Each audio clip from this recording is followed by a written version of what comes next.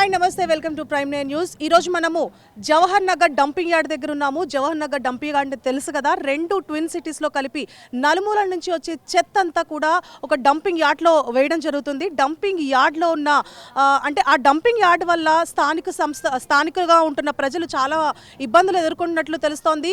2001లో TDP హయాంలో చంద్రబాబు నాయుడు జవహర్ నగర్లో ఒక డంపింగ్ యార్డ్ని ఏర్పాటు చేయడం జరిగింది. అంటే కేవలం 3-4 మున్సిపల్ జోన్ల నుంచి వచ్చే చెత్త అక్కడ వేయమని చెప్పి అప్పటి ప్రభుత్వం ఆదేశించడం జరిగింది. కానీ మిగతా జోన్లలో ఉన్న అంటే మిగతా నలుమూలలో ఉన్న సిటీల్లో ఎక్కడికక్కడ చెత్త కాలుస్తుండడం వల్ల స్థానికంగా ఉండే ప్రజలైతే చాలా పొల్యూషన్ ఎదుర్కోవడం జరిగింది.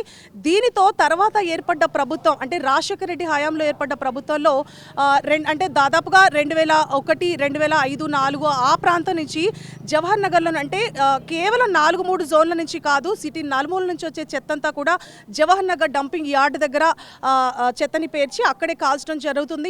అన్ని సంవత్సరాలు కూడా జరగడం జరుగుతుంది. అప్పటి నుంచి స్థానికులు ఎంతో కొంత సమస్యలు అయితే ఫేస్ చేయడం జరిగింది.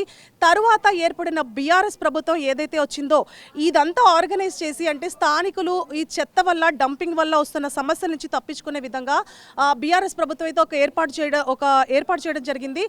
స్థానికంగా ర్యామ్కి అనే సంస్థకి ఆ డంపింగ్ యార్డ్కి సంబంధించిన పనులన్నీ ఇవ్వడం జరిగింది. అయితే డంపింగ్ యార్డ్లో ఏదైతే చెత్త ఉందో ఆ చెత్త అంతా కూడా సమీకరించినాక దాన్ని కాల్చడము, ఆ కాల్చిన తర్వాత వచ్చే ఆ పొల్యూషన్ ఏదైతే ఉందో అదంతా ప్రజల్లోకి వెళ్లకుండా చూసుకునే బాధ్యత రామ్కి సంస్థకి ఇచ్చింది అప్పుడు ఏర్పడిన బీఆర్ఎస్ ప్రభుత్వం. అయితే దానికి సంబంధించి 250 కోట్ల నిధులు కూడా విడుదల చేయడం జరిగింది. 330 ఎకరాల స్థలాన్ని కూడా డంపింగ్ యార్డ్ నిమిత్తం ఇవ్వడం జరిగింది. అయితే రామ్కి సంస్థ ఇప్పుడు ప్రస్తుతం ఉన్న ఈ పరిస్థితుల్లో రామ్కి సంస్థ ఈ చెత్త అంతా ఏదైతే ఉందో దాన్ని సరిగ్గా ప్రాసెస్ చేయడం లేదని చెప్పి స్థానిక ప్రజల నుంచి మనకి పెద్ద ఎత్తున ఫిర్యాదులు అయితే వస్తున్నాయి. ఇప్పుడు మనం చూస్తున్నాము, మనం ఇప్పుడు జవహర్ నగర్ దగ్గర ఉన్న డంపింగ్ యార్డ్ దగ్గర ఉన్నాము. ఇక్కడ స్థానిక ప్రజలైతే తీవ్ర ఇబ్బందులు ఎదుర్కొంటున్నారు. అయితే చెత్త ఏదైతే ప్రాసెసింగ్ ఉందో అది ప్రాసెసింగ్ తర్వాత అక్కడి నుంచి విద్యుత్ ఉత్పత్తి కూడా కొనసాగించడం జరిగింది. ఇది కూడా ప్రభుత్వ హయాంలోనే జరిగింది, బీఆర్ఎస్ ప్రభుత్వ హయాంలో. అయితే ఆ ప్రభుత్వం ఏర్పరిచిన ఆ విద్యుత్ ఉత్పత్తి సంస్థ ఏదైతే ఉందో అది కూడా సరిగ్గా అంటే ప్రాపర్గా ప్రాసెస్ జరగడం లేదు అనే విమర్శలు కూడా తీవ్రంగా ఎదుర్కొంటున్నారు స్థానిక ప్రజలు. ఇక్కడ ఈ చుట్టుపక్కల దాదాపు 18 లక్షల మంది ప్రజలు అంటే ఆ డంపింగ్ యార్డ్ పరిధిలో 18 లక్షల మంది ప్రజలైతే నివసిస్తున్నారు. దాదాపు 14 చెరువులు ఉన్నాయి. వాళ్ళందరికీ కూడా ఆ 14 చెరువులే నీటి వనరుగా మనం భావించవచ్చు. అలాంటి నీటి వనరులన్నీ ఇప్పుడు ఈ డంపింగ్ యార్డ్ వల్ల విడుదలవుతున్న పొల్యూషన్తో మొత్తం చెరువులన్నీ కూడా పొల్యూట్ అవడం జరిగింది. అవే నీళ్లు వాళ్ళు తాగుతూ స్థానికులు తీవ్ర ఇబ్బందులు ఎదుర్కొంటున్నారు. అయితే స్థానికులు ఎదుర్కొంటున్న ఆ సమస్యలన్నింటినీ కూడా ప్రభుత్వం ఏమాత్రం పట్టించుకోవట్లేదు. మాకు ఈ ప్రాసెసింగ్ ఏదైతే ఉందో డంపింగ్ యార్డ్ ప్రాసెసింగ్ ఏదైతే ఉందో అది ప్రాపర్గా చేస్తే స్థానికులు ఎంతో కొంత సమస్యల నుంచి బయటపడతారు అని స్థానికులు చెప్పడం జరుగుతుంది. ఇప్పుడు మనం జవహర్ నగర్ డంపింగ్ యార్డ్ దగ్గర ఉన్నాము. ఇక్కడ చాలా మంది ప్రజలు అంటే స్థానికంగా రెగ్యులర్గా వాళ్ళు చేసే సమస్యలు ఏవైతే ఉన్నాయో అవి అంటే ప్రస్తుతం అయితే ఎక్స్టర్నల్గా అంటే బయట స్కిన్ ఎలర్జీస్ అలాంటివన్నీ ఆ ప్రాబ్లమ్స్ అన్ని ఫేస్ చేస్తున్నారు. కానీ ముందు ఇప్పుడు ఈ పొల్యూటెడ్ వాటర్ ఏదైతే ఉందో అది తాగిన తర్వాత ప్రజలు ముందు చాలా తీవ్ర ఇబ్బందులు ఎదుర్కోవాల్సిన పరిస్థితులు ఏర్పడుతున్నాయి. జవహర్ నగర్ డంపింగ్ యార్డ్లో ఉన్న ప్రాసెసింగ్ ఏదైతే ఉందో ఆ ప్రాసెసింగ్ ప్రాపర్గా చేస్తే మాకు ఎంతో కొంత మేలు జరుగుతుంది, ఎంతో కొంత సమస్యలు తీరుతాయని చెప్పి స్థానికులు చెబుతున్నారు. అసలు నివాసిత యోగ్యమైన ఈ ప్రాంతంలో డంపింగ్ యార్డ్ అనేది ఇవ్వడమే ఒక పెద్ద సమస్యగా మనం ఫస్ట్ నుంచి ప్రజలు పరిగణిస్తూ వస్తున్నారు. కానీ ఒక సంస్థకి ఇచ్చేసి పర్టికులర్గా ఇన్ని నిధులు కేటాయించి అలాగే కొంత స్థలం కూడా కేటాయించడం జరిగింది ప్రభుత్వం. ఆ స్థలంలోనే ఆ డంపింగ్ యార్డ్ ప్రాసెస్ కూడా జరుగుతూ వస్తుంది. దాని నుంచి విద్యుత్ ఉత్పత్తి కూడా కొనసాగిస్తూ వస్తుంది. అయితే ర్యామ్కి సంస్థ ఏదైతే ఉందో అది ప్రాపర్గా పనులు చేయకపోవడం వల్ల ఇప్పుడు స్థానిక ప్రజలైతే తీవ్ర ఇబ్బందులు ఎదుర్కొంటున్నారు. ఇప్పుడు మనం ఆ ప్లేస్లో ఉన్నాము. అయితే ఇప్పుడు జవహర్ నగర్ డంపింగ్ యార్డ్ ఏదైతే ఉందో అక్కడ ఎదుర్కొంటున్న సమస్యలన్నీ విని ప్రైమ్ 9 టీవీ ఎక్స్క్లూజివ్గా మెడిస్టార్ హాస్పిటల్ నుంచి హెల్త్ క్యాంప్స్ ఏర్పాటు చేయడం జరిగింది. హెల్త్ క్యాంప్స్లో అంటే స్థానికంగా ప్రజలు ఎలాంటి సమస్యలు ఎదుర్కొంటున్నారు అనే విషయాన్ని మనం ఇప్పుడు హెల్త్ క్యాంప్లో ఉన్న డాక్టర్స్తో మాట్లాడి తెలుసుకుందాము. ఇప్పుడు ఇక్కడ హెల్త్ క్యాంప్ ఏర్పాటు చేశాము. స్థానిక ప్రజలు ఇక్కడ డంపింగ్ యార్డ్ గురించి తీవ్ర ఇబ్బందులు ఎదుర్కొంటున్నట్టు తెలుస్తోంది. సో వాళ్ళు మీ దగ్గరికి అంటే ఎన్ని రోజుల నుంచి క్యాంప్ కొనసాగుతుంది, వాళ్ళు మీ దగ్గరికి ప్రధానంగా ఏ సమస్యలతో వస్తున్నారు? నా పేరు త్రిశాల. ఇక్కడ చాలామంది వచ్చారు. అందులో 90% skin problem, allergy, itching and rashes. Most of the people skin problem వల్లనే వస్తున్నారు. సో స్కిన్ ప్రాబ్లమ్స్ అంటే అది ఈజీగా సాల్వ్ అయ్యే స్కిన్ ప్రాబ్లమ్స్ ఏనా లేకపోతే చాలా డెప్త్గా ఉన్న ప్రాబ్లమ్స్ ఏమైనా వస్తున్నాయా? అందరూ 2-3 ఇయర్స్ చాలామంది ప్రొలాంగ్గా కొన్ని ఇయర్స్ నుంచి సఫర్ అవ్వకుండానే ఉన్నారు. కొంతమంది అయితే 7 ఇయర్స్ అని కూడా చెప్తున్నారు. ఎవరు కూడా ఒక 1 మంత్ 2 మంత్స్ అని అయితే చెప్పట్లేరు. అంటే అది దీర్ఘకాలమైన వ్యాధుల కిందగానే పరిగణించాలి. ఎస్, అందరూ 3 ఇయర్స్ 4 ఇయర్స్ అనే చెప్తున్నారు. 7 ఇయర్స్ అని కూడా చెప్పారు. దానికి అంటే నార్మల్గా వైద్యం అందించే ప్రాసెస్లోనే ఉందా ఆ స్కిన్ ఎలర్జీస్ ఏవైతే ఉన్నాయో, లేకపోతే ఏమైనా సివియర్ ప్రాబ్లమ్స్ ఏమైనా ఫేస్ చేస్తున్నారా? చాలా సివియర్గా ఉన్నాయి. అండ్ అవి వాళ్ళు మెడిసిన్స్ వాడుతున్నా కూడా వాళ్ళకి ఏ క్యూర్ లేదు. అది వాడినంతసేపే వాళ్ళకి అది కొంచెం రికవర్ లాగా ఉంది. అండ్ మళ్ళీ రిపీట్ అవుతున్నాయి. సేమ్ స్కిన్ ప్రాబ్లమ్స్ మళ్ళీ రిపీట్ అవుతున్నాయి. సో ఏం క్యూర్ అయితే లేదు వాళ్ళకి. So apart from skin diseases ఇంకా ఇంటర్నల్గా ఏమైనా సమస్యలు ఉన్నాయా? అంటే లంగ్స్ డిసీజెస్ కానీ, ఊపిరితిత్తుల సమస్యలు కానీ, శ్వాస సంబంధిత సమస్యలు కానీ, ఎలాంటి సమస్యలతో ఏమైనా వస్తున్నారా? చాలామంది ఎస్ఓబి, షార్ట్నెస్ ఆఫ్ బ్రెత్, ఆయాసం అని చెప్తున్నారు. అంటే బికాస్ ఆఫ్ ఈ పొల్యూషన్ వల్లనే అది అని పరిగణించవచ్చా, లేకపోతే ఇతర సమస్యలు ఏమైనా ఉన్నాయంటారా? వాళ్ళు చెప్తుంది అయితే ఇక్కడ water problem and dump yard problem అని వాళ్ళు చెప్తున్నారు. మేము అంతకుముందు కొంతమందిని అడిగితే వాళ్ళైతే అదే చెప్పారు. సో చూస్తున్నాం కదా, ప్రధానంగా ఇక్కడ వీస్తున్న గాలి కూడా పొల్యూటెడ్గానే వస్తుందని మనం చూడొచ్చు. బయట వస్తున్న స్కిన్ అలర్జీస్తో పాటు ఇంటర్నల్గా బ్రీతింగ్ ప్రాబ్లమ్స్ కూడా ఇక్కడ ప్రజలు ఫేస్ చేస్తున్నారు. ఎందుకంటే పీల్చే గాలి, తాగే నీరు మొత్తం కూడా ఇక్కడున్న డంపింగ్ యార్డ్ వల్ల పొల్యూట్ అయిపోయిందని చెప్తున్నారు. ఆ పొల్యూషన్ కూడా తీవ్ర స్థాయిలో మనం చూడొచ్చు. చాలా వరకు ఇక్కడున్న చెరువులన్నీ కూడా నార్మల్ కలర్లో లేవు, పూర్తిగా పొల్యూట్ అయిపోయి మొత్తం నల్ల రంగులో మారిపోయి ఏదైతే వీళ్ళకి తాగునీరు వనరుందో అదే చెరువులన్నీ కూడా అంత ఘోరంగా పొల్యూట్ అయిపోయి ఉన్నాయి. ఆ వాటర్ని వీళ్ళు తాగడం జరుగుతోంది. దీంతో తీవ్రమైన అనారోగ్య సమస్యలు ఎదుర్కొంటున్న ఇక్కడ స్థానిక ప్రజలు.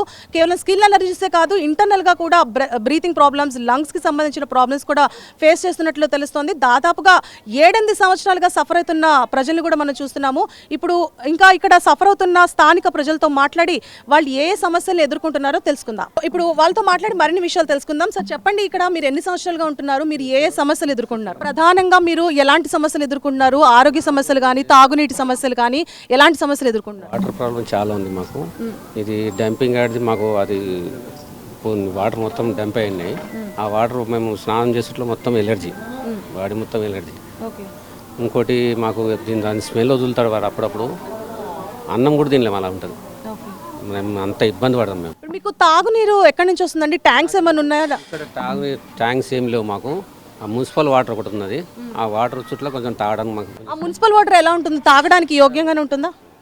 అంటే అదేమో అంత పెద్ద పొల్యూషన్గా, కానీ బయట ఇప్పుడు 1 year 2 years అవుతుంది ఇప్పుడు రావట్టి. అంతకుముందు ఎలా తాగేవాళ్ళు? అంతకుముందు ఇక్కడ ఫిల్టర్ వాటర్ అవి తెచ్చుకొని తాగేవాళ్ళం. అంటే ట్యాంక్స్ పిలిపించి. ఇప్పుడున్న పరిస్థితుల్లో మీరు అంటున్నారు కదా, వాటర్ ఏదైతే మీరు బయట వాడుతున్నారో అంటే భూమిలో నుంచి వచ్చే వాటర్ మీకు అలా వస్తుంది, అంటే మొత్తం లోపల నుంచి పొల్యూట్ అయిపోయింది మొత్తం. ఆ నీళ్ళు స్నానం చేయలేం, పచ్చగా ఉంటాయి వాటర్. చూడ్డానికి పచ్చగా ఉంటాయి. స్నానం చేసినట్టు మొత్తం ఎలర్జీ వచ్చేస్తుంది. దాని ఇబ్బంది వల్ల మేము మా పిల్లల్ని ఇక్కడ తీసేసాం. మేము అంత ఇబ్బంది మాకు. ఇప్పుడు నేను ఇక్కడే ఉంటున్నాను, నాకైతే చాలా ప్రాబ్లం ఉంది.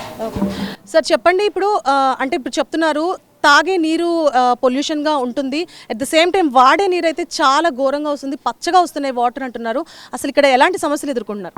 యాక్చువల్లీ ఇది 2017లో మేము ఇక్కడికి వచ్చాము. సో ఈ 2017వ సంవత్సరంలో మేము ఇక్కడికి వచ్చిన తర్వాత ఇక్కడ తాగునీటి వసతులు అనేది లేదు. అంటే 2017కి ఇది కాదండి, నేను వచ్చి. ఓకే, అసలు ఈ కాలనీ ఏర్పడి ఎన్ని సంవత్సరాలు? కాలనీ ఏర్పడింది ఆల్మోస్ట్ 2002లో ఏర్పడింది. 2002లో ఏర్పడింది, అంటే 1 ఎండింగ్లో. సో అప్పుడు ఏర్పడ్డ కాలనీ ఇది. నేను మాత్రం ఈడికి వచ్చింది 2017లో వచ్చాను. సో నేను ఈడికి వచ్చిన తర్వాత ఇక్కడ ప్రధానంగా మంచినీళ్ళ వసతులు లేకుండే. ఇక్కడ ఉన్న స్థానికులు అందరూ కూడా భూగర్భ జలం పైనే డిపెండ్ అపాన్ అయ్యేసి వాళ్ళ జీవనం సాగించేవాళ్ళు. ఏదన్నా తాగిన నీళ్ళు అవి ఏదన్నా కావాలి అంటే బయట నుంచి వెళ్ళి బబుల్స్ లాంటివి అటువంటివి కొనుక్కొచ్చుకొని వాళ్ళు యూజ్ చేసుకునేవాళ్ళు. అయితే ఇప్పుడు బబుల్స్ను తీసుకొచ్చిన వీళ్ళు పేదవాళ్ళు. సో వీళ్ళు పని చేస్తేనే వీళ్ళ పూట గడిచే పరిస్థితి. అన్ని గణం పైసలు పెట్టి వాళ్ళు తెచ్చుకోలేరు కాబట్టి వాళ్ళు ఏం చేసేటోళ్ళు అంటే ఇక్కడ ఉన్న భూగర్భ జలాన్ని ఉపయోగించేటోళ్ళు. ఈ భూగర్భ జలం ఉపయోగించడం వల్ల వీళ్ళకు చర్మ వ్యాధులు అనేది బాగా విపరీతంగా స్ప్రెడ్ అయిపోయింది. ఇంకొక ఆ చర్మ వ్యాధులు వచ్చేసి ఇప్పటికీ వీళ్ళు ఇదే సఫర్ అవుతున్నారు. అట్ ప్రజెంట్ కూడా ఈ బాధలు ఉన్నాయి. కారణం ఏంటి అంటే ఇక్కడ మాకు సీసీ రోడ్ లాంటివి లేవు. ఇక్కడ భూగర్భ జలం అంతా కూడా విషపూరితమై ఉన్నది. ఎప్పుడైతే ఈ వర్షం పడుతుందో ఇట్లా వాటర్ అంతా కూడా ఫ్లోటింగ్ అయ్యేసి ఇందులో చెప్పులతోటే మనం అంతా నడుచుకుంటూ వెళ్తూ ఉంటాము. అట్లా కాళ్ళల్లో కూడా పుండ్లు వస్తూ ఉన్నాయి, ఆ ర్యాషెస్ అనేటివి కూడా. ఈ ప్రాబ్లమ్స్ అనేటివి ఇక్కడ బాగా ఫేస్ అవుతున్నాం. ఇది ఇక్కడ విషయం. అంటే ఇప్పుడు మీరు అంటున్నారు కదా, ఇప్పుడు ఈ వాటర్ ఏదైతే ఉందో అంటే కాలనీ ఏర్పడప్పటి నుంచి దాదాపుగా డంపింగ్ యార్డ్ ఆ టైంలోనే స్టార్ట్ అయింది, అప్పటి నుంచి ఉంది. సో అప్పటి నుంచి ఫేస్ చేస్తున్నారు ప్రజలు. మరి ఆ టైంలో ఎలా చేసుకునేవాళ్ళు? 1997లో జిహెచ్ఎంసీ వాళ్ళు 3 మున్సిపాలిటీల కోసం అనేటిది డంపింగ్ యార్డ్ ఇక్కడ ఏర్పాటు చేయడం జరిగింది. ఇది అందరికీ తెలిసిందే. కానీ 2012 తర్వాత అంటే 2008లో మిగతా అంటే సిటీలో ఉన్న ఎన్టీఆర్ నగర్ కావచ్చు, ఓల్డ్ సిటీలో ఉన్న డంప్ యార్డ్ కావచ్చు, ఇతర ప్రాంతాలలో ఉన్న డంప్ సైట్ అన్నీ బంద్ చేసి టోటల్ సిటీలో ఉన్న గార్బేజ్ అంతా తీసుకొచ్చి ఇక్కడ ఒకటే దగ్గర వేస్తున్నారు. దీనివల్ల ఏమైంది అని అంటే దీనికి లోడ్ ఎక్కువైపోయింది. ప్రధానంగా వీళ్ళు ఎవరైతే రామ్కే వాళ్ళు 2012లో జిహెచ్ఎంసీ నుంచి వెళ్ళి కాంట్రాక్ట్ తీసుకున్నారు. కాంట్రాక్ట్ తీసుకొని ఆ కాంట్రాక్ట్లో వీళ్ళు సంతకం చేసింది ఏంటంటే చెత్తను మేము చాగ్రిగేట్ చేస్తాము, అంటే విడదీసి ఏ భాగము దేనికి ఉపయోగపడుతుందో దానికి మేము వాడేటట్టు చేస్తాము అన్నది వాళ్ళ ఎంఓయూలో పొందుపరుచున్నది. కానీ వాళ్ళు అలా చేస్తలేరు. వాళ్ళు ఏం చేస్తున్నారంటే ఆ చెత్తను టోటల్గా తీసుకొచ్చి డంప్ చేస్తున్నారు. ఈ డంప్ చేయడం వల్ల ఏమవుతుందంటే ఈ లిచ్చర్ అనేది టోటల్ భూగర్భ జలాలకు వెళ్ళిపోతుంది. అక్కడ నుంచి వెళ్ళి పారి చుట్టుపక్కల ఉన్న ప్రాంతాలలో అంటే అసలు ప్రాసెసే కరెక్ట్గా చేయట్లేదండి. వాస్తవానికి ఏదైతే వాళ్ళు అండర్స్టాండింగ్ చేసుకున్నారో గవర్నమెంట్ తోటి ఆ ప్రాసెస్ ప్రకారంగా చేసుకుంటే ఇలాంటి ఇబ్బందులు ఏమి రావు. ఏదైతే వాళ్ళు ఒప్పుకున్నారో ప్రభుత్వం ద్వారా మేము ఈ రకంగా ప్రాసెస్ చేస్తాము, ఇలా విడదీస్తాము, ఇలా చాగ్రిగేట్ చేస్తాము, ఏ వస్తువును ఆ వస్తువుల కింద ఉపయోగిస్తామనేసి వాళ్ళు ఎంఓయూలో సైన్ చేశారు. కానీ ఆ ప్రాసెస్ అనేది వాళ్ళు సరిగ్గా చేస్తలేరు. టోటల్గా తీసుకొస్తున్నారు. ఆ గార్బేజ్ అనేది ఒక కొండ రూపంలో పెట్టేస్తున్నారు. ఆ పెట్టేయడం వల్ల అందులో నుంచి లిక్విడ్ వాటర్ బయటికి ఫ్లోటింగ్ అవుతున్నది. సో పైన నుంచి ఫ్లోటింగ్ అవుతుంది, అండర్ గ్రౌండ్ కూడా పొల్యూట్ అయిపోతుందండి. ఓకే, అంటే ఇప్పుడు బేసిక్గా అంటే గత బీఆర్ఎస్ ప్రభుత్వం 330 ఎకరాల వరకు డంపింగ్ యార్డ్కి కేటాయించడం జరిగింది. అయితే ప్రస్తుతం అయితే అది దాటి ఆ పరిధిని దాటి ఇంకా పలు ప్రభుత్వ స్థలాల్ని ఇంకా ఆక్యుపై చేస్తుంది డంపింగ్ యార్డ్ అనే విమర్శలు కూడా వస్తున్నాయి. అది ఎంతవరకు నిజం? వాస్తవానికి 339 ఎకరాలు జిహెచ్ఎంసీకి డంప్ యార్డ్ కోసం అలర్ట్ చేశారు. 339 ఎకరాలు. సో వీళ్ళకు ఎప్పుడైతే రామ్కే సంస్థకు 2012 సంవత్సరంలో వాళ్ళకి అప్పచెప్పడం జరిగిందో దాని తర్వాత ఆ బౌండరీ అనేది ఒకటి వేస్తున్నారు, కంపౌండ్ వాల్ అనేది వాళ్ళంతా కూడా గీస్తున్నారు. మనం చూస్తే ఆ కాంపౌండ్ వాల్ కూడా పెద్ద ఎత్తుగా ఏం లేదు, చాలా షార్ట్గా ఉంది. అది అంటే ఆ డంపింగ్ ఏదైతే ఉందో అది కింద పడిపోతే బయటకు వచ్చేసే అవకాశాలు కూడా చాలా ఉంటాయి. చాలా సార్లు అలా జరిగింది కూడా అండి. మీకు ఇప్పుడు కూడా చూపించాలంటే అటువంటివి ఉన్నాయి. ఆ విజువల్స్ కూడా మీరు తీసుకోవచ్చు. అట్ ప్రజెంట్ కూడా జరుగుతుంది. ఆ డంప్ సైడ్ టోటల్ బౌండరీ వరకు వచ్చేసి అక్కడ నుంచి చెత్త బయటికి పడిపోవడు, ఆ బౌండరీ వాల్స్ పడిపోవడం కూడా జరిగిపోతుంది. సో యాక్చువల్లీ ఏంటంటే 339 ఎకరాలు వీళ్ళకి కేటాయించారు. ఈ కేటాయించడు కాకనే వీళ్ళు పక్కన ఏదైతే లిక్విడ్ వాటర్ ట్రీట్మెంట్ ప్లాంట్ అనేది ఒకటి ఏర్పాటు చేస్తున్నారో అక్కడ సుమారుగా 75 ఎకరాల 34 గుంటల స్థలాన్ని మాకు కేటాయించండి అనేసి జిహెచ్ఎంసీ ద్వారా ఒక రిక్వెస్టింగ్ లెటర్ అనేది కూడా ఫార్వర్డ్ చేసుకున్నారు. అది మీరు అటు ఫార్వర్డ్ చేశారంటే మీరు అది కూడా కేటాయించారంటే అక్కడ కూడా ఒక డంప్ సైట్ తయారవుతుంది.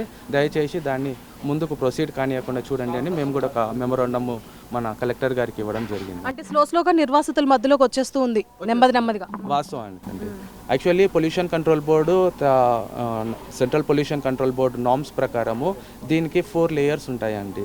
ఇందులో మధ్యలో వచ్చేసి మీకు డంప్ సైట్ ఉంటుంది.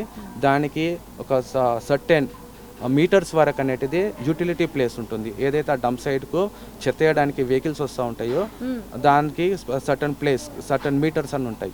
దాని తర్వాత గ్రీనరీ అనేది ఉంటుందండి, అది కూడా సర్టన్ మీటర్స్ ఉన్నది. దాని తర్వాత మళ్ళీ అవుట్ సైడ్ ఎవరైతే ఎంప్లాయీస్ వర్క్ చేస్తూ ఉంటారో వాళ్ళు తిరగడానికి అనేసి ఒక రోడ్ ఉండాలి, అది సర్టన్ మీటర్స్ ఉంటుంది. దాని తర్వాత మళ్ళీ బ్యాక్ సైడ్ మా గ్రీనరీకి మళ్ళీ ఇన్ని మీటర్స్ అనేది పొల్యూషన్ కంట్రోల్ బోర్డు ఇచ్చిన ఆర్డర్లో ఉంది. కానీ మీరు ప్రధానంగా మీరు ఇక్కడ చూస్తున్నారనుకోండి అది ఎక్కడ కూడా ఫాలో అవుతలేరండి. టోటల్ అంతా కూడా నివాస ప్రాంతాలకు వస్తున్నది. అండ్ మీరు ఇదే డంప్ సైట్ల గురించి మీరు ఇతర కంట్రీస్లో ఎలా నిర్వహిస్తున్నారు అని కొంచెం కానీ బేసిక్గా మనం చెక్ చేసుకొని ఉంటే ఉన్న రూల్ ప్రకారం మినిమము 500 మీటర్స్ దూరంలో డంప్ సైట్ అనేది ఉండాలి అని అంటారు. ఉన్నది, ఇది రూల్స్ కూడా ఉన్నది. ఆ రూల్స్ను కూడా వీళ్ళు ఎక్కడ పాటిస్తలేరండి. ఆ రూల్ కూడా ఎక్కడ పాటిస్తలేదు. రైట్. సో చూసారు కదా, స్లోగా డంపింగ్ యార్డ్ నెమ్మదిగా అంటే వాళ్ళకి ప్రభుత్వం కేటాయించిన భూమి నుంచి నెమ్మదిగా నిర్వాసితుల మధ్యలోకి డంపింగ్ యార్డ్ ముందుకు వచ్చేస్తూ ఉంటుంది అంటున్నారు స్థానికులు. అయితే ఇప్పుడు అసలు డంపింగ్ యార్డ్ ఎలా ఉంది, ఆ చుట్టుపక్కల చాలా దగ్గరికి వెళ్ళి ఆ పరిసర ప్రాంతాన్ని మనం కవర్ చేద్దాం. చెప్పండి, మీరు ఎన్ని సంవత్సరాలుగా ఇక్కడ ఉంటున్నారు, మీరు ఏ సమస్యలు ఎదుర్కొన్నారు, అసలు మొదటి నుంచి ఇది ఇలానే అంటే ఈ సమస్యలు మొదటి నుంచి ఇలానే ఉండేవా, ఈ మధ్య ఏమైనా వస్తున్నాయా? ఈ మధ్యలో ఉన్నాయమ్మా, మొదటి నుంచి లేదు. ఈ గుట్ట అంతా తిరిగినా నేను కార్మిక నగర్, దమ్మాయిగూడ, అది మన ఇది ఇవన్నీ తిరిగిన, ఇవన్నీ మేకలు మేపిన నేను. గుట్ట మీద ఏం లేకుండే, గుట్ట మీద కూడా అంతా తిరిగిన. అప్పుడు చెత్త లేదు, పొగ లేదు, వాసన లేదు, సాపుగా ఉండేది. మొత్తం తిరిగినాం, బాగా ఉండేది అప్పుడు. ఈ తర్వాత ఇది తెలవకుండా మెల్లమెల్లగా అక్కడ కాల్ చేసేవాళ్ళు చెత్త. ఇప్పటికే ఆడ గుట్ట కింద ఒక బావి ఉండేది పెద్దది, అవతల ఒకటి ఉండేది. అప్పుడు గుట్ట మీద కూడా పెద్దగా చెత్త లేదు, గుట్టే ఉండేది మొత్తం. అప్పుడు మరి ఇప్పుడు ఇంత వాసన వస్తుంది, గాలి పీల్చే గాలి ఇంత ఘోరంగా వస్తుంది కదా, ఇదివరకు ఇలా ఉండేది కాదు అన్నారు. ఎన్ని సంవత్సరాలుగా ఇట్లా జరుగుతుంది? ఇప్పుడు కనీసం లేదన్నా మేము 18 సంవత్సరాల నుంచి మేము గుడిసెలు వేసి ఇదే ప్రాంతంలో, ఇదే ప్రాంతం ఇక్కడే. ఈ గుడిసెలు వేసిన కాడ నుంచి కూడా మాకు వాసన లేదు, అప్పుడు ఏం లేదు, అంత సాఫీగా క్లియర్గా ఉంది. ఇప్పుడు ఈ మధ్యలో వీళ్ళు చెత్త పోసి కంపెనీ పెట్టిన కానుంచి, ఈ కరెంటు కంపెనీ పెట్టారు, చెత్త దేశి పోస్తున్నారు. అప్పటి నుంచి మాకు చాలా ఇబ్బంది అయింది, వాసన మొదలైంది. పొగలు వచ్చాయి, ఇంతకుముందు పొగలు లేదు, బూడిది దుమ్ము వచ్చేది, వాసన వచ్చేది. ఇప్పుడు అటువంటివి ఏం లేకుండా మొత్తం గబ్బు లేచిపోయింది, అంత వాసన వచ్చేసింది. మేము కాలు పెడితే కూడా కాళ్ళు కూడా పుండ్లు అవుతున్నాయి, ఏమన్నా ముట్టుకుంటే మట్టి పుండ్లు అవుతున్నాయి, వాసన ఎక్కువ అయింది, ఉండలేకపోతున్నాం. అన్నం తినటానికి కూడా ఇల్లు లేదు, గాలి పీల్చుకొని కూడా ఇల్లు లేదు. మాకు చాలా ఇబ్బంది అయిపోయిందమ్మా. ఇప్పుడు కనీసం 20 సంవత్సరాలు గుడిసెలేసి, 20 సంవత్సరాల నుంచి కూడా మాకు అప్పుడు బాగా ఉండేవి, గుడిసెలే బాగుండేవి. అప్పుడు పాములు తేళ్ళు వచ్చేవి, అయినా బాగుండేవాళ్ళం అప్పుడు. ఇప్పుడే మొత్తం ఇట్లా అయిపోయి వాసన వచ్చి అంత పనికి రాకుండా అయిపోయింది. ఈ వాసనకు దీనికి తట్టుకోలేకపోతే ఈ కంపెనీ ఏమంటా వచ్చిందో అప్పటి నుంచే మాకు చాలా ఇబ్బంది అయిపోయింది. అప్పటిదాకా బాగున్నాం మేమందరం, పిల్లలు పెద్దోళ్ళు చిన్నోళ్ళు అంతా బాగున్నాం మంచి. ఇప్పుడు మనుషులు కూడా మారిపోయారు, ఒకళ్ళు గుడ్డోళ్ళు, ఒకళ్ళు కుంటోళ్ళు, ఒకళ్ళు చర్మ వ్యాధి వచ్చి ఇట్లా. దీనివల్ల అంటారా? దీనివల్లనే. అంతకుముండే బాగున్నాం, మరి మాకేం లేదు. ఎండలు తిరిగినాం, వానలు తిరిగినాం, వాగులు వచ్చాయి, వాగులు నీళ్ళు తాగినాం. ఇదే నీళ్ళు వాగుండే ఈడ, ఇది వాగు. ఈ నీళ్ళు కూడా తాగినాం ఇక్కడ మేము. అది వాగే ఇప్పుడు మనం చూసింది, అది మొత్తం పెద్ద వాగు. ఆ వాగుల నీళ్ళు తాగినాం. వాగుల నీళ్ళు కూడా బాగలేకపోతే బొక్క దోడి చెల్మ దోడి దాంట్లో నీళ్ళు వడగట్టుకొని కూడా తాగినాం. బాగా ఉన్నాయి అప్పుడు, మాకు ఏ జబ్బులు లేవు, ఏ రోగాలు లేవు, మంచిగా ఉన్నాయి. ఉన్న కాడికి బాగా ఉన్నాం అందరం. అప్పటి నుంచి మాకేం ఇబ్బంది లేదు అప్పుడు. ఇప్పుడే ఈ నడమ ఎక్కువ అయిపోయింది మొత్తం, అనుకోలేకుండా. నా ఇంట్లో నేనున్నా, నా ఇంట్లో కూడా నేను ఉండలేకపోతున్నా. కిందికెళ్ళి నీళ్ళు, మీదికెళ్ళి వాసన. మేడం, రావడానికి ఒక ఆటో రాదు, ఎవరు హెల్పింగ్ రాదు. మన బండి ఉంటేనే మనం హాస్పిటల్కి పోతాం, నైట్ పూట అయినా ఎక్కడైనా. ఇక్కడ చిన్నపిల్లలు ఉన్నారా, 4 ఏళ్ళ పిల్లలు, 3 ఏళ్ళ పిల్లలు ఉన్నారా, పిల్లల్ని ఎమ్మడేసుకొని మనం పనులకు వెళ్ళాలి. ఇక్కడ ఒక అంగన్వాడీ అనేది లేదు. పిల్లల్ని అదే ఇళ్ళ పని తీసుకుపోతే తీసుకురాకు, ఇళ్ళ పని కాడికి తీసుకురాకండి, పిల్లలు ఉంటే పని చేయకండి అని చెప్తుండ్రు. మరి పిల్లల్ని ఎక్కడ వదిలేసుకొని మేము పనికి వెళ్తారు వెళ్ళేవాళ్ళు? అంగన్వాడీ కావాలని 5 ఏళ్ళ నుండి కార్పొరేటర్ శివాజీ గారికి చెప్పాం. ఇక్కడ మల్లారెడ్డి గారు ఇక్కడికి వచ్చి చూసిపోయిండ్రు కూడా. ఎన్ని చూసినా కూడా, ఎన్నిసార్లు వచ్చినన్నా కూడా వాళ్ళు ఏ చర్య తీసుకోలేదు, ఏం చేయలేదు ఇంతవరకు. అయితే మెయిన్ పిల్లలకే మాకు ప్రాబ్లం అవుతుంది. రోడ్డు బాగాలేనందుకు ఒక ఆటో రావట్లేదు. మేము సడన్గా హాస్పిటల్. చుట్టుపక్కల స్కూల్ ఏమైనా ఉన్నాయా? పిల్లలు ఎక్కడ చదువుకున్నారు? ఇగో ఇక్కడ ఒక స్కూల్ ఉంది, ఆ స్కూల్ పేరు నాకు తెలియదు. వెళ్తే దమ్మాయి కూడా ఈ హై స్కూల్కి కొంచెం 6 ఇయర్ నుండి తండ్రులు తీసుకుపోయి వదిలేస్తారు ఈ స్కూల్లో, గవర్నమెంట్ స్కూల్లో. మళ్ళీ తర్వాత సాయంత్రం తండ్రులు వచ్చి తీసుకురావాలి. అంటే కిలోమీటర్న్నర అవుతుంది హై స్కూల్కి, 2 కిలోమీటర్లు ఉంటుంది. అంత దూరాన పిల్లలు మళ్ళీ 7-8 ఏళ్ళ పిల్లలు నడిచి రావాలన్నా చెరుకట్ట కాడ మాకు ప్రాబ్లమే. ఎందుకంటే మొన్న ఒక పాపను చంపేసిండ్రు చెరుకట్ట కాడ, సంవత్సరం కింద. సంవత్సరం పైన అయింది. ఆ పాపను చనిపోయిన కాంటి ఏ తండ్రులైనా ఏ పని కాడ ఉన్నా వచ్చి పిల్లల్ని జాగ్రత్తగా తెచ్చుకుంటున్నాం ఇండ్ల కాడికి. ఇక్కడ ఒక అంగన్వాడీ ఉంటే చిన్నపిల్లలన్నా ఆడ అంగన్వాడీలో పెట్టి పనులకు వెళ్తారు కదా, అది లేదు. ఈ రోడ్లు ఇట్లా ఉన్నందుకు ఏ ఆటో వాళ్ళు రారు అసలు. కనీసం ఏ ప్రెగ్నెంట్ ఉన్నా ఎవరున్నా అస్సలు మా గురించి పట్టించుకునే వాళ్ళే లేరు. ఎన్నోసార్లు వచ్చిండ్రు, పోవడము రావడము పోవడం, ఈ మీడియా ముందు మాట్లాడడము మేము చెప్పడము అంతవరకే జరుగుతుంది. వాళ్ళు మాత్రం చేరిక తీసుకోలేదు. నేనైతే 5 ఏళ్ళ ఉంటే చూస్తున్నా మేడం, నాకు తెలిసిన కాడికి. అది రైట్, చెప్పండి. ఇప్పుడు ఇక్కడ వచ్చి మేము 13 ఏళ్ళు అయింది మేడం. 13 నుంచి మాకు రోడ్లు లేవు, కరెంట్ లేదు, పాములకు గేమ్లకు మొత్తం అందరం మా ఇంట్లో మా కుటుంబంలో 2 చచ్చిపోయారు. నా భార్య చచ్చిపోయి, నా పెద్ద కొడుకు చచ్చిపోయి, అందరు చచ్చిపోయారు. అప్పటి నుంచి మాకు డ్రైనేజ్ లేదు, ఏం లేదు, ఏం లేదు. అన్నిటికీ ఇప్పుడు కౌన్సిలర్ ఉన్నాడు, వార్డ్ నెంబర్ ఉన్నాడు, అందరు ఉన్నారు. ఆ వార్డ్ నెంబర్ గేట్ నెంబర్ అందరు ఉన్నారు. ఎవ్వడు వచ్చి మాకు సహకారం ఇస్తలేడు. మనం ఎట్లా బతకాలి మేము, ఏం చేయాలా? మీకున్న ఈ సమస్యలన్నింటినీ మీరు అంటే గవర్నమెంట్ దృష్టికి ఏ విధంగా తీసుకెళ్లారు? ఎప్పుడైనా ధర్నాలు అలాంటివి చేశారా? మేడం, ఎవడు మనం పట్టించుకుంటాడు. ప్రతి ఒక్క దారికి తీసుకుపోయినాం, దమ్మాయి కూడా తీసుకుపోయినాం, ప్రతి ఒక్క దారి తీసుకుపోయినాం, ఎవడు పట్టించుకుంటాడు. మళ్ళీ మేము ఎట్లా బతకాలా? ఈ డంపింగ్ యార్డ్ తీయమంటే డంపింగ్ యార్డ్ ఎవరు తీస్తలేడు. ఆ డంపింగ్ యార్డ్ నుంచి వచ్చినప్పుడు మేము మొత్తం సర్వ రోగాలతో వస్తున్నాం ఇక్కడ. మళ్ళీ మేము మా పరిష్కారం ఏమైంది? రోడ్ లేదు. ఇప్పుడు చూడండి, ఈ రోడ్ లేదు, మా పక్క డ్రైనేజ్ లేదు, ఈ లైన్లో మొత్తం డ్రైనేజ్ వేసారు, మా పక్క డ్రైనేజ్ లేదు. అదే మా ఇంటి వెనుకనే మొత్తం రోత, మొత్తం చూడండి ఒకసారి చూడండి, ఒకసారి చూడండి, మొత్తం రోత, డ్రైనేజ్ లైన్ లేదు, ఏం లేదు. ఆ రోతకి మేము ఎట్లా ఉండాలి మేడం? ఇప్పుడు తాగునీరు ఎలా వస్తుందండి మీకు? తాగునీరు కంప్లీట్ మనం ఇచ్చినానుకో మాకు ఇచ్చింది మేడం. తాగునీరు కొట్లాడి తెచ్చుకున్నారు, కొట్లాడి తెచ్చుకున్నాము. మాకు ఎవరు ఫ్రీ ఏమి ఇవ్వలేదు. ఇప్పుడు మాకు సికింద్రాబాద్లో మొత్తంలో దానికి తాగునీటికి బిల్లు లేదు. ఇక్కడ బిల్లు కడుతున్నాము. కొంతమందికి కరెంటు బిల్లు లేదని చెప్పిండు. ప్రతి ఒక్కదానికి మేము కరెంటు బిల్లు కట్టుకుంటూ వస్తున్నాము అని ప్రతి ఒక్కదానికి చేస్తున్నాం మేము. ప్రతి ఒక్కదానికి మేము చేస్తున్నాము. మాకు ఏముంది ఇక్కడ? మా శివాజీ ఉండు వార్డ్ నెంబర్, వాడు ఇంతవరకు వచ్చి మాకు గెలిచినప్పటి నుంచి వచ్చి చూసింది లేదు మాకు. వాడు ఏం చేస్తున్నాడు మాకు? వాడు చేస్తలేడు. మల్లారెడ్డి వచ్చిండు, మల్లారెడ్డి ఎమ్మెల్యేగా గెలిచిండు, వాడు ఏం చేయలేదు. ప్రతి ఒక్కడు ఏం చేయలేడు. ఇక్కడ ఉన్న లీడర్ బి ఎవరు చేయలేదు. మా బస్సు అమ్మినోడు వాడివి మాకు ఏం చేయలేదు. మళ్ళీ ఎట్లా మేము బతకాలి చెప్పని? ఇప్పుడు వస్తుర్రు, చేస్తుర్రు, అన్నీ మేము సర్వే చేస్తుర్రు, అన్నీ తీసుకోబోతుర్రు. మరి మా పరిస్థితి ఏం చెప్పని? మేము ఎట్లా బతకాలా? రైట్, మనం చూస్తున్నాం కదా, ఇప్పుడు మనము జవహర్ నగర్ లో ఉన్న డంపింగ్ యార్డ్ దగ్గర ఉన్నాము. డైరెక్ట్ గా మీరు చూస్తున్నారు, అది మీకు ఏదైతే కనిపిస్తుందో కొండ లాంటి ప్రాంతం, అదంతా డంపింగ్ యార్డ్, అదంతా చెత్త పడేస్తున్న ప్రదేశం. మొత్తం 2 ట్విన్ సిటీస్ లో ఉన్న నలుమూల నుంచి వచ్చిన అన్ని మున్సిపాలిటీ పరిధిలో ఉన్న చెత్త అంతా కూడా పేరుకున్న ప్రదేశం అది. ఇప్పుడు మనం ఇక్కడ అంటే ఆ చెత్త ఉన్న ప్రదేశం దగ్గర ఆనుకున్న కాలనీస్కి వెళ్ళి మనం అక్కడ ఉన్న ప్రజలతో, అక్కడ ఉన్న నివాసులతో మాట్లాడడం జరిగింది. ఇప్పుడు మనము ఈ డంపింగ్ యార్డ్ చుట్టుపక్కల ఉన్న చెరువుల దగ్గర ఉన్నాము. ఇప్పుడు మనం చూసుకుంటే ఈ చెరువు ఏదైతే ఉందో ఒకప్పుడు ఇది తాగునీటి వనరు అని చెప్తున్నారు. అంటే ఇక్కడ నుంచి ఈ చుట్టుపక్కల అంటే దీని బ్యాక్ సైడ్ ఏదైతే ఉందో అదంతా ఒకప్పుడు అంటే అడవి ప్రాంతం, ఇప్పుడు కూడా అడవి ప్రాంతమే, కాకపోతే ఇది తాగునీటి వనరుగా ఉండేది. సో అక్కడి నుంచి ఫారెస్ట్ నుంచి వచ్చిన జంతువులు కూడా ఇక్కడ వాటర్ తాగేవి. అండ్ ఈవెన్ ఆ చుట్టుపక్కల ఉన్న నిర్వాసితులు కూడా ఇక్కడున్న ఈ తాగునీటి వనరు ఏదైతే ఉందో ఇక్కడి నుంచి వాటర్ తాగేవాళ్ళు అని చెప్తున్నారు. కానీ ఇప్పుడు చూస్తే మనం చూస్తున్నాం, ఈ వాటర్ చూసారు ఎంత పొల్యూటెడ్గా ఉందో, మొత్తం గ్రీన్గా నల్లగా ఏర్పడింది. ఇది చూస్తే ఇది ఏదైతే ఉందో ఇది ఒక రాక్ అండి, సాలిడ్గా ఉన్న రాక్ కరిగి అంటే కెమికల్ వాటర్ రిలీజ్ చేయడం వల్ల కరిగి ఈ స్థితికి వచ్చింది. ఇక్కడ మీరు చూడొచ్చు, ఈ రాళ్ళన్నీ కూడా అదే పరిస్థితిలో ఉన్నాయి. మనం అంటే గట్టిగా ఒక 60-70 కేజీలు ఉన్న మనిషి నుంచుంటే అది స్మాష్ అయిపోతుంది ఆ రాయి. అంటే ఏ రేంజ్లో కెమికల్ వాటర్ని ఇలా తాగునీటి వనరు ఉన్న చెరువులోకి డైరెక్ట్గా విడుదల చేస్తారో మనకి ఈ పరిస్థితి చూస్తే అర్థమవుతుంది. చాలా వరకు అంటే ఇందాక మనం చూసిన కాలనీ కావచ్చు, ఇంకా చుట్టుపక్కల చాలా కాలనీస్ ఉన్నాయి.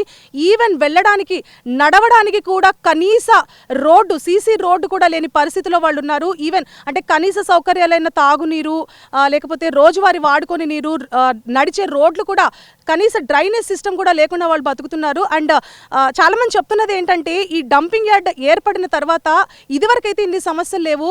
ఈ ర్యామ్కీ సంస్థ ఏదైతే ఉందో అది ఈ విద్యుత్ ఉత్పత్తి కేంద్రాన్ని, అలాగే మిగతా ఇంకా అంటే ఆ చెత్త నుంచి వెలువడే ఇతర వ్యర్థ పదార్థాలతో చేయవలసిన వస్తువులు ఏవైతే ఉన్నాయో అవన్నీ చేయకుండా ప్రాసెస్ని ప్రాపర్గా ఎగ్జిక్యూట్ చేయకుండా వదిలేయడం వల్ల లీచెడ్ వాటర్ అంతా వాళ్ళు కావాలని బయటకు విడుదల చేసే వేసేస్తున్నారు అంటున్నారు. ఆ నీరంతా కూడా ఇట్లాంటి తాగు నీరు వనరులన్నిటిలోకి చేరిపోయి తాగడానికి అసలు ఆస్కారం లేకుండా తయారైపోయింది. అంటే ఈ రాళ్లే ఇంత ఘోరంగా స్మాష్ అయినాయి అంటే మనుషులు తాగితే ఎలా ఉంటుందో మీరు పరిస్థితిని అర్థం చేసుకోవచ్చు. అయితే ఇప్పుడు ఈ పరిస్థితి ఏదైతే ఉంది చాలా సంవత్సరాలుగా ప్రజలందరూ ఇబ్బందులు పడుతూ ఉన్నారు. మనం చూస్తున్నాము సోషల్ యాక్టివిస్టులు అయితే ఈ డంపింగ్ యార్డ్ దాని చుట్టుపక్కల ఉన్న ప్రజల కోసం వాళ్ళు ఫేస్ చేస్తున్న ప్రాబ్లమ్స్ని సాల్వ్ చేయడం కోసం సోషల్ యాక్టివిస్టులు అందరూ కూడా ఎన్నో సంవత్సరాలుగా ఫైట్ చేస్తూ వస్తున్నారు. మనం చూస్తున్నాము Prime9 హెల్త్ CEO గారితో మాట్లాడి మనం మరిన్ని విషయాలు తెలుసుకుందాం. సార్, చూస్తున్నారు కదా తాగునీరు ఎలా తయారైందో చూస్తున్నారు. డైరెక్ట్గా డంపింగ్ యార్డ్ నుంచి విడుదలవుతున్న వాటర్ ఇలాంటి పాండ్స్లో అంటే చెరువుల్లో వదలడం వల్ల ప్రజలు ఎన్ని ఇబ్బందులు పడుతున్నారో మనం చూస్తున్నాము. దీనికి మీరేమంటారు? యాక్చువల్గా ఒక యుద్ధంలాగా వీళ్ళతో పాటు జేఏసీతో కానీ లేకపోతే కొంతమంది ప్రజాప్రతినిధులతో కానీ మాట్లాడుతూ కంటిన్యూస్గా మా వంతుగా మేము దీన్ని గవర్నమెంట్ దృష్టికి తీసుకెళ్లాలని నిరంతరం కూడా డిబేట్స్ పెట్టడం కానీ లేకపోతే స్వయంగా వచ్చి ఒకసారి చూస్తే ఒక అవగాహన ఉంటుంది. ఎందుకంటే స్టూడియోలో కూర్చుని లేకపోతే ఒక ఇంట్రో లాగా చేయటం అనేటటువంటిది కరెక్ట్ కాదు అన్న ఉద్దేశంతో నేనే స్వయంగా ఇక్కడికి రావడం జరిగింది. చాలామంది ఈ యొక్క జేఏసీ కమిటీ మెంబర్స్ అవనివ్వండి, లేకపోతే ఇక్కడ సోషల్ యాక్టివిటీస్ చేస్తున్న వాళ్ళు అవనివ్వండి, లేకపోతే మన రాజీవ్ గృహకల్ప రాములు గారు అవనివ్వండి, మన మాధవ్ రెడ్డి గారు, వీళ్ళందరినీ స్వయంగా కలిసి వాళ్ళు మామూలుగా ఫోన్ కాల్లో చేసి సార్ మా పరిస్థితి ఎలా ఉంది అని చెప్పటం వేరు. నేను వచ్చి స్వయంగా చూసిన తర్వాత ఏంటంటే ఈ గ్రౌండ్ రియాలిటీ అనేటువంటిది అర్థమైంది. అక్కడ చాలామంది సామాన్యకమైనటువంటి అంటే రోజువారీ కూలీ చేసుకునే వాళ్ళు కూడా ఎన్నో రకమైనటువంటి చర్మ వ్యాధులతో బాధపడుతున్నారు. సో తర్వాత ఇక్కడ వచ్చేటటువంటి నేను స్వయంగా చూసిన తర్వాత పరిస్థితి ఎంత ఘోరంగా ఉన్నదా అన్నటువంటి అవగాహనకి నేను వచ్చాను. యాక్చువల్గా దానికి సందర్భంగా మేమేం చేసామంటే Prime9 హెల్త్ ఏదో ఒక డిబేట్ చేయటమో లేకపోతే ఒక ఇది చేయటమో కాకుండా మా వంతుగా Prime9 హెల్త్ నుంచి మేము కూడా కొంతమంది డాక్టర్స్ని మెడిస్టార్ హాస్పిటల్ ద్వారా వీళ్ళకి వైద్య సదుపాయాలు అందించాలన్న ఉద్దేశంతో చేసాం. వందలాది మంది వాళ్ళ దగ్గరికి వెళ్ళి చెప్పింది, వాళ్ళ డాక్టర్స్ కూడా చెప్పింది ఏంటంటే చాలామంది ఇక్కడ ఉన్నవాళ్ళు శ్వాసకోశ వ్యాధులతో బాధపడుతున్నారు, అట్లాగే చర్మ వ్యాధులతో బాధపడుతున్నారు అని ఆ మెడిస్టార్ హాస్పిటల్స్ వాళ్ళు చెప్పడం జరిగింది. సో దీని మీ ప్రభుత్వం దృష్టికి వెళ్ళే వరకు కూడా మేము కూడా ఈ యొక్క వీళ్ళతో పాటు కలిసి ఏమైనా సరే రేవంత్ రెడ్డి గారి దృష్టికి వెళ్ళి దీని యొక్క సమస్యకు పరిష్కారం వచ్చే వరకు మేము పోరాడతామని వీళ్ళతో పాటు అండగా ఉంటామని నేను ఈ సందర్భంగా తెలియజేస్తున్నాను. సార్, చూస్తున్నాం కదా అంటే హెల్త్ పరంగా ప్రజలు ఎలాంటి సమస్యలు ఎదుర్కొంటున్నారో సామాజిక పరిస్థితుల్లో కూడా అన్ని సమస్యలు ఎదుర్కొంటూ వస్తున్నారు. హెల్త్ పరంగా అయితే మీరు అన్నట్లు మీలాంటి యాక్టివిస్ట్ ముందుకొచ్చి హెల్త్ క్యాంపులు అరేంజ్ చేస్తే అప్పటి వరకు అయితే కొన్ని పరిష్కారాలు దొరుకుతాయి, కానీ దీర్ఘకాలికంగా వాళ్ళకి సమస్యలకి పరిష్కారం దొరకదు. అలాగే అట్ ద సేమ్ టైం అక్కడ ప్రజలతో మాట్లాడినాక తెలిసింది కనీసం అంటే ఓట్లు అడగడానికి కానీ ఇతరత్ర అవసరాలకు కానీ వస్తారు, కానీ ఏ అధికారి రావడం చూడడం వెళ్ళడం కానీ ఏ అధికారి మాకు వచ్చి మా సమస్యను తీర్చిన దాఖలాలు అయితే ఇప్పటిదాకా లేవు అంటున్నారు. కనీస సౌకర్యాలు కూడా ఇవ్వట్లేదు. ఈవెన్ చిన్న పిల్లల్ని పెట్టుకోవడానికి అంగన్వాడీ లాంటి స్కూల్ ఏర్పాటు చేయమన్నా చేయట్లేదు అని చెప్తున్నారు. మరి యాక్టివిస్టులు ఇంతమంది ఉన్నారు, ఇంత ఫైట్ చేస్తున్నా కానీ ప్రభుత్వం దృష్టికి వెళ్ళట్లేదు అంటే మనం ఎలా తీసుకోవాలి దీన్ని, మీరు చెప్పండి. మేడం, మొదటగా ఇక్కడికి వచ్చినటువంటి ప్రైమ్ టీవీ యాజమాన్యానికి మీకు సార్ వాళ్ళకు ప్రత్యేక ధన్యవాదాలు తెలియజేస్తున్నా. ఎందుకంటే మీరు ఇంతకుముందు సార్ అన్నట్టుగా స్టూడియోలో చూడడం కాదు, బయటికి వెళ్ళి ఆ డంపింగ్ యార్డ్ దగ్గరికి వెళ్ళి అక్కడ ఉన్నటువంటి ఇవి కాలనీలు కానీ చెరువులు కానీ కుంటలు కానీ అర్దాజ్పల్లి విలేజ్లో కానీ వీటన్నిటి కోసం మీరు వచ్చినందుకు మాకు ప్రత్యేక ధన్యవాదాలు సార్. అయితే ఇది 2010 నుంచి మేము ఇది యాక్టివిటీ చేస్తూనే ఉన్నాం మేడం ఇక్కడ. అయితే మొట్టమొదటిగా ఏంటంటే నేను ప్రొఫెసర్ జయశంకర్ సార్, ప్రొఫెసర్ మన కేశవరావు జాదవ్ గారికి ప్రత్యేక ధన్యవాదాలు చెప్పాలి. ఎందుకంటే ఇక్కడ డంపింగ్ యార్డ్ వల్ల మీకు ప్రాణహాని ఉంటుంది, ఇక్కడ చనిపోతుంది, మీకు ఇక్కడ ఉండొద్దు అని అతను చెప్తేనే అప్పటి వరకు మనకి దీనికోసం అర్థం కాలేదు. అప్పటి నుంచి మనం ఈ డంపింగ్ యార్డ్ కోసం తిరగడం వలన దీనికోసం మనం తెలిసింది. పొల్యూషన్ కంట్రోల్ బోర్డ్ అంటే ఏంది, జిహెచ్ఎంసీ ఆఫీస్లో నన్ను తీసుకెళ్లారు మేడం. ఇక్కడ దీని మీద ఊరికే ఫైటింగ్ చేస్తున్నారని తీసుకెళ్తే అక్కడ మన వాళ్ళు ఉండే జిహెచ్ఎంసీ ఆఫీస్లో లగ్డికప్లో ఉన్న ఆఫీస్లో వాళ్ళు ఏంటంటే మ్యాప్లో చూపిస్తారు, ఇట్లా గ్రాస్ వేసి ఇట్లా లైటింగ్ వేసి లైనర్ వేసి ఇవి మ్యాప్ వేసామని చూపిస్తారు. ఓన్లీ ఫ్రేమ్ వరకు బయట వరకు అంటే వాళ్ళ లోపల ఉన్న ఏసీ రూమ్లో ఉన్న ఫ్రేమ్ వరకు. ఇప్పుడు మీరు అయితే సాక్షాత్ గ్రౌండ్ లెవెల్ గా ఏదైతే ఉందో అదైతే పట్టించుకోవడం లేదు. ఇది రేవంత్ రెడ్డి దృష్టికి కూడా ఇంతకుముందు తీసుకెళ్లి ఆయన త్రూ ఎన్జిఆర్లో కేసు వేసాము. అప్పుడు ఆ ప్రభుత్వానికి 3600 కోట్ల పెనాల్టీ వేసింది గవర్నమెంట్ మీద. అది మా దగ్గర రికార్డు ఉంది, పంపుతాను సార్కు. అది ఇస్తే కూడా వాళ్ళకు దున్నపోతు మీద వర్షం పడ్డట్టే ఆ ప్రభుత్వం, గత ప్రభుత్వం. మరి ఈ ప్రభుత్వం అని అంటే మా పార్టీ అయినా కావచ్చు, కానీ రేవంత్ రెడ్డి గారు దీని మీద ఫైటింగ్ చేసి దీని మీద మంచి అవగాహన ఉందని నేను కోరుకుంటున్నా. దయచేసి ఆయన ఇదంతా తీసేస్తే ఇక్కడ ఉన్నటువంటి ప్రజల యొక్క బాధలన్నీ తీరుస్తాడని కోరుకుంటున్నాము. అలాగే ఏంటంటే ఇక్కడ చుట్టుపక్కల ఉన్న ఎవరైతే పేషెంట్లు ఉంటారో ప్రతి హాస్పిటల్కి వెళ్ళి కూడా మాకు అక్కడ డంపింగ్ యార్డ్ ఉంది, దానివల్ల మనకి ఏమైనా రోగాలు వస్తున్నాయని చెప్పి ఒక్కరికన్నా ప్రతి వాళ్ళకి చెప్తాను నేను. ఎవరికైనా హెల్త్ ప్రాబ్లం అయితే వాళ్ళు ఎవరి దగ్గర డాక్టర్ దగ్గర చెప్పారు, ఏమైనా జ్వరం వచ్చింది, కడుపులు వచ్చింది, ఇవే చెప్తున్నారు. కానీ దీని వలన జనాలకు పక్కా రోగాలు వస్తున్నాయి ఎవరు తెలియదు.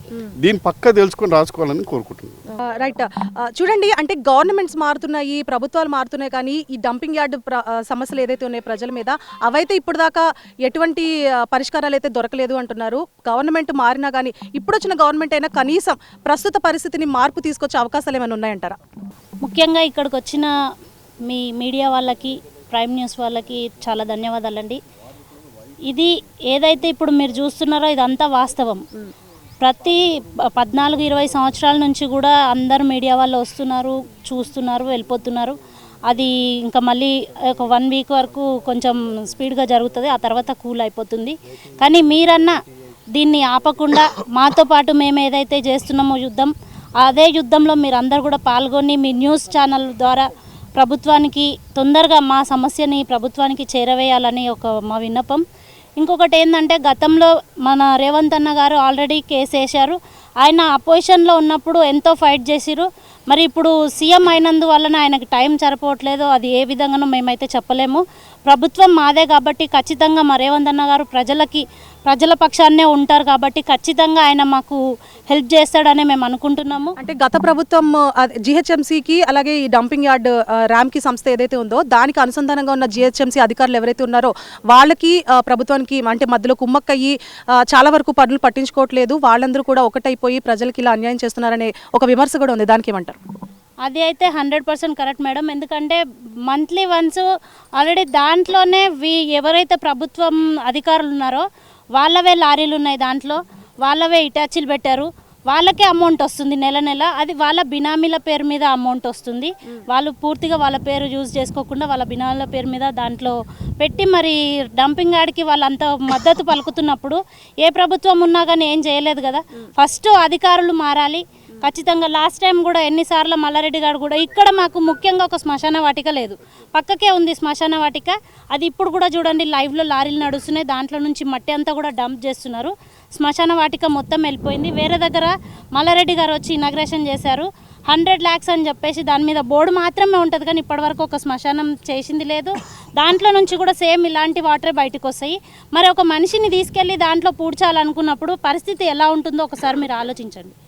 ఓకే, అంటే స్థానిక ప్రజలు చెప్తున్నది కూడా ఇదే. కనీస సౌకర్యాలైన బడులు కానీ, రోడ్లు, సీసీ రోడ్లు కానీ, తాగునీరు కానీ ఇలాంటి కనీస సౌకర్యాలు కూడా ఏర్పరచట్లేదు. గత ప్రభుత్వానికి ఎంత మొత్తుకున్నా ప్రభుత్వాలు మారుతున్నాయి, అధికారులు టీవీ ఛానల్స్ వాళ్ళు వచ్చి చూస్తున్నారు, వెళ్తున్నారు, కానీ మాకైతే ఒరిగింది ఏది లేదు అంటున్నారు. మరి అధికార పక్షంలో ఉన్న ఇప్పుడు కాంగ్రెస్ ప్రభుత్వం దీని మీద ఎలాంటి చర్యలు తీసుకునే అవకాశాలు ఉంటాయి? చర్యలు తీసుకోవడం అంటే ఆల్రెడీ ప్రభుత్వం ఫామ్ అయ్యి ఒక 10 months అవుతుంది. దాంతోపాటు ఈ 6 గ్యారంటీలు అనే ఒక నినాదం ఉంది కాబట్టి దాని మీద ఫోకస్ ఎక్కువ పెట్టింది. ఇన్ని రోజులు అంటే రేవంత్ అన్న గారు గతంలో అపోజిషన్లు ఉన్నప్పుడు కేసు వేయడం కూడా ఆయనే ఫస్ట్ లేవనెత్తింది. డంపింగ్ యార్డ్ గురించి కేసు వేయడం కూడా ఆయనే చేసిండు. ఆయన తర్వాతనే మేమందరం ఆయన ధీమా చూసుకొని ఈ జేఏసీ అనేది ఒకటి పెట్టడం జరిగింది. మాకు ఆయన 100% న్యాయం చేస్తాడు, పేద ప్రజలకన్నా నమ్మకం ఉంది. ఖచ్చితంగా కొద్ది రోజులు అటు ఇటు అయినా సరే రేవంత్ అన్న గారు ఖచ్చితమైన న్యాయం చేస్తాడని నమ్మకం ఉంది. అంటే ర్యామ్కి సంస్థ ఏదైతే ఉందో అది ప్రాపర్గా అంటే సక్రమంగా పనులు నిర్వర్తించట్లేదు అనే విమర్శ పెద్దగా వినిపిస్తుంది మనకి. మరి ఇప్పుడు ప్రభుత్వం చర్యలు తీసుకొని ముందుకొచ్చి ర్యామ్కి సంస్థకి ఏవైతే పనులు అప్పగించారో అవి ప్రాపర్గా చేస్తే ఇంత పొల్యూషన్ అయితే బయటికి రాదు అని ప్రజలైతే అంటున్నారు. దానికి తగ్గట్టుగా ప్రభుత్వం చర్యలు తీసుకుంటుందా? తప్పకుండా అండి. ఇంకా ఇది లాస్ట్ టైం ఉన్న ప్రభుత్వం ఏదైతే ఉందో అది వాళ్ళు ఫండ్ ఇచ్చేవాళ్ళు, కానీ ఎవరు కూడా వచ్చి ఇక్కడ ఏం జరుగుతుంది అనేది ఎవరు కూడా చూడకపోతుండే. వచ్చినా కానీ ఫస్ట్ గేట్, దీనికి ఒక 3 gates ఉంటాయి, ఫస్ట్ గేట్ నుంచి వస్తుండే, లోపలికి వెళ్తుండే, అటు నుంచి అటే వెళ్ళిపోతుండే. ప్రజల్లోకి అయితే ఏ నాయకులు కూడా వచ్చి అడగవాళ్ళు కాదు, అసలు ఏం జరుగుతుందని. వాళ్ళకి ఫండ్ ఇస్తుండేనంట, అది మాకైతే తెలియదు. కానీ ఆ ఫండ్ తీసుకుని మరి రామ్కి ఏం చేస్తుంది, అసలు ఇది యూజ్ అవుతుందా లేదా, ప్రజల్లోకి అవుతుందా లేదా అని మాత్రం ఏ నాయకులు కూడా అడగలేదు. మరి ఇప్పటి వరకు మల్లారెడ్డి గారు కూడా చాలాసార్లు వచ్చారు ఇందులోకి. రామ్కి దగ్గరికి మంత్లీ వన్స్ వస్తారు, మల్లారెడ్డి గారు కూడా వచ్చారు, చూసారు, వెళ్ళిపోయారు. కానీ ఇలాంటి పొల్యూషన్ ఎందుకు బయటికి వస్తుంది? మరి మేము ఇచ్చిన డబ్బులు క్యాపింగ్ చేయిస్తా అని చెప్పారు, అవన్నీ చెప్పారు, ఏది కూడా చెయ్యట్లేదు అని. చుట్టుపక్కల ఉన్న ప్రజలకి సౌకర్యాలు లేకపోవడంతో పాటు ఈ డంపింగ్ యార్డ్ నుంచి ఆ ప్రాసెస్ ఏదైతే చేస్తున్నారో దాని నుంచి కూడా ప్రభుత్వానికి ఎంతో కొంత ఆదాయం రావాలని, ప్రజలకు ఉపయోగపడాలనే ఒక ప్రతిపాదనతోనే ఇవన్నీ తీసుకురావడం జరిగింది. కానీ అవే ప్రాపర్గా జరగట్లేదు కదా. ఇప్పుడు వచ్చిన ప్రభుత్వం అంటే కాంగ్రెస్ ప్రభుత్వం, మీరు అన్నట్లు ఎవరైతే లేవనెత్తారు రేవంత్ రెడ్డి గారు, ఆయననే ఇప్పుడు ప్రస్తుతం ముఖ్యమంత్రి. మరి ఆయన ఖచ్చితంగా దీని మీద కఠిన చర్యలు తీసుకుంటారా? తప్పకుండా తీసుకుంటారండి. ఎందుకంటే ఆల్రెడీ జేఏసీ తరపున అన్న దగ్గరికి చాలామంది వెళ్ళారు. ఆయనకి పూర్తి అవగాహన అనేది డంపింగ్ యార్డ్ మీద ఉంది. ఖచ్చితంగా హామీ మేమైతే అనుకుంటున్నాము. ఎందుకంటే పేద ప్రజల పక్షాన్నే రేవంత్ అన్న గారు ఉంటారు కాబట్టి ఖచ్చితంగా ఈ సమస్యని పరిష్కరిస్తారు. కొద్ది రోజుల్లోనే మాకు ఇది ఒక కులిక్కి వస్తుంది అనేసి మేము ఆశిస్తున్నాం. సో చూస్తున్నారు కదా, మనం ఇప్పుడు డంపింగ్ యార్డ్ దగ్గర ఉన్నాము. తాగునీటి వనరులు కానీ, డంపింగ్ యార్డ్ కానీ, ఆ చుట్టుపక్కల నిర్వాసిత ప్రాంతాలతో కానీ అన్ని మనం చూసాము. వాళ్ళ ప్రజలు వాళ్ళ సమస్యలన్నీ చెప్పుకొస్తున్నారు. అయితే సోషల్ యాక్టివిస్టులు కూడా ముందుకొస్తున్నారు. ఎప్పటి నుంచి అంటే దాదాపు 10-15 సంవత్సరాలుగా మేము ఈ సమస్య మీద కొట్లాడుతున్నామన్నారు. ఎవరైతే ఈ సమస్యని అంటే డంపింగ్ యార్డ్ వల్ల ఎలాంటి సమస్యలు ఉన్నాయో అవన్నీ కూడా రేవంత్ రెడ్డి గారు ఒకప్పుడు లేవనెత్తారు.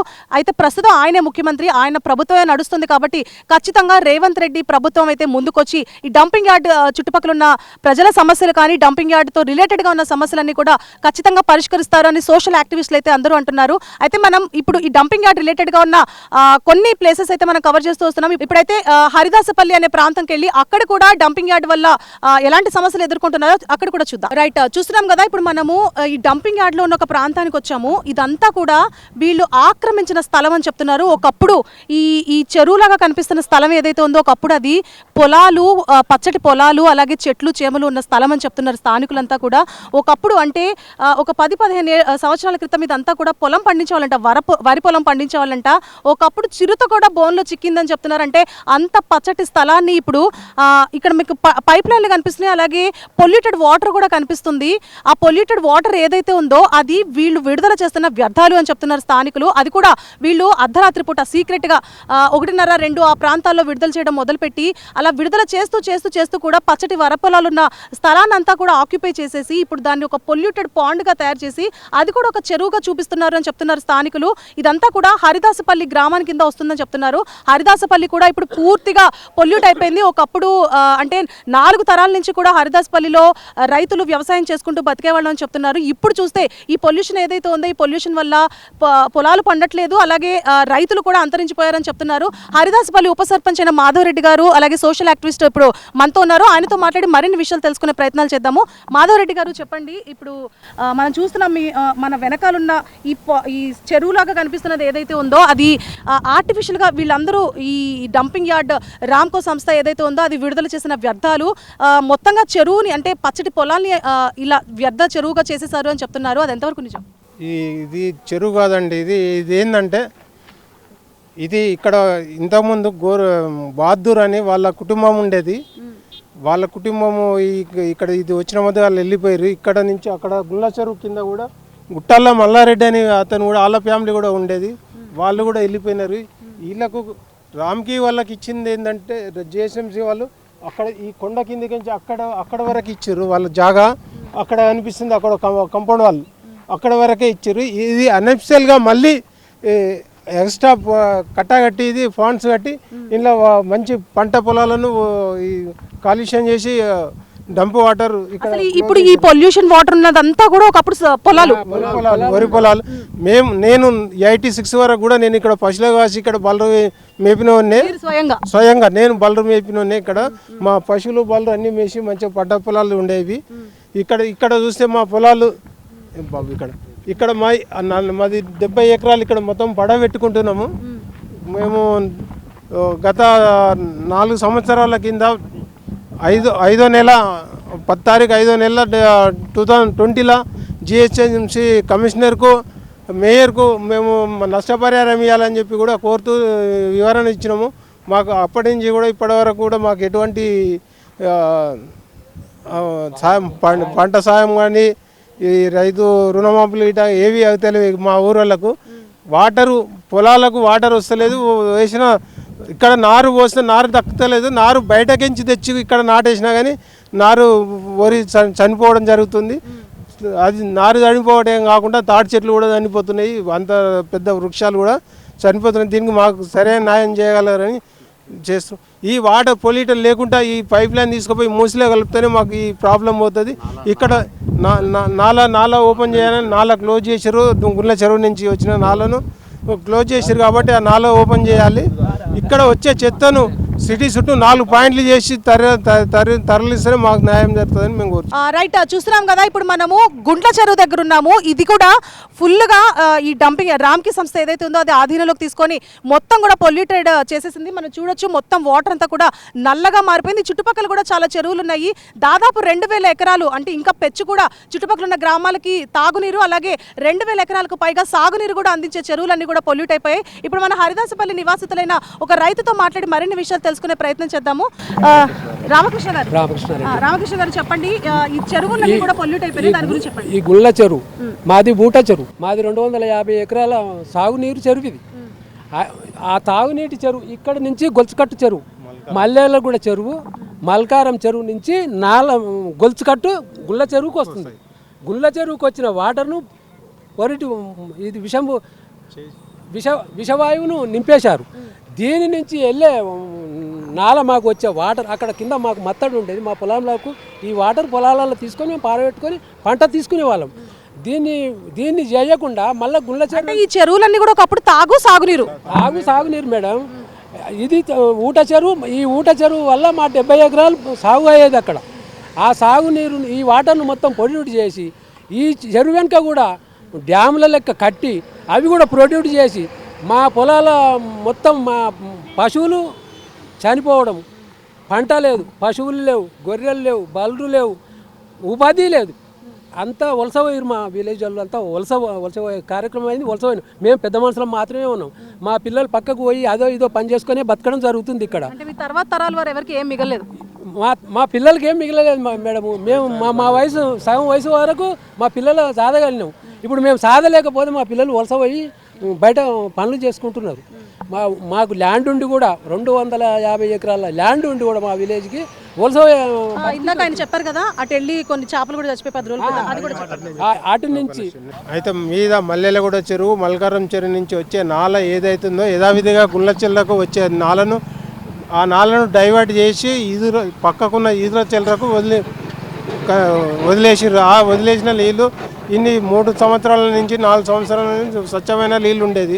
ఇప్పుడు ఏం చేసిరంటే ఈ రామ్కి అక్కడ పవర్ ప్లాంట్ దగ్గర ఉన్న చిన్న లిక్విడ్ చెరువు కుంట నుంచి అక్కడి నుంచి మెయిన్ గేట్ పక్క నుంచి ఈదుల చెల్లకు ఏదైతే నాల ఉందో ఆ నాలకు అక్కడి నుంచి వాటర్ అన్నకు వదలడం వల్ల ఆ నీళ్లు ఈదుల చెల్లరకు వెళ్ళి ఈదుల చెల్ల ఉన్న చేపలు కానీ వాటర్ కరవయంలో ఉన్న పశువులు కూడా చనిపోవడం, నీళ్లు తాగి పశువులు కూడా చనిపోవడం జరిగినది.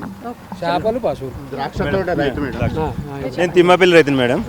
తిమ్మాపల్లి రైతునైతే ఇంతకుముందు మల్కర నుంచి వచ్చే నీళ్లు గుండ్ల చెరువు పోయేది.